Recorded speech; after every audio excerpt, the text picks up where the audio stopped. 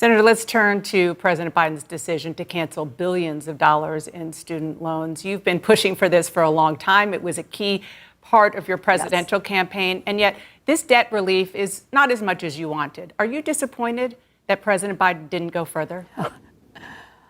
I am so happy to see what has happened.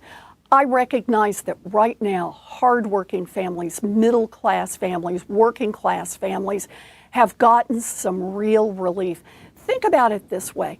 Most of the relief that the president has given, remember, the majority of people are going to get $20,000 in student loan debt relief. 40% of the folks who have student loans do not have a college diploma, a four-year diploma. These are people who are truck drivers and who are nail technicians and nurses' aides. They are actually going to get their debt canceled out.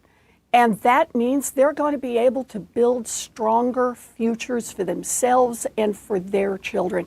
This is about America investing in people who work hard, who play by the rules, and who just need a government on their side. And Joe Biden has done what Joe Biden does best. He has delivered for working families. Well, on that note, Senator, I want you to listen to one reaction from a small business owner who thinks that he has played by the rules. His name is Brian Lonsberry.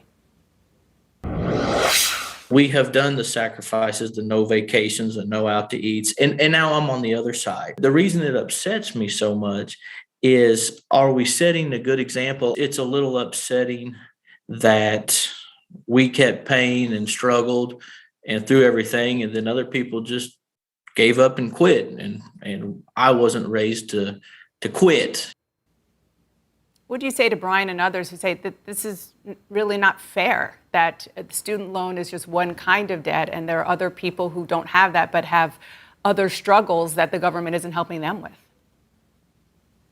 You know, I think a lot about fairness, and I think about how education debt is different from other debt. I look at it this way. I wanted to be a public school teacher from the time I was in second grade. My daddy ended up as a janitor, and there was no money for me to go to college. But I found a public university that cost $50 a semester.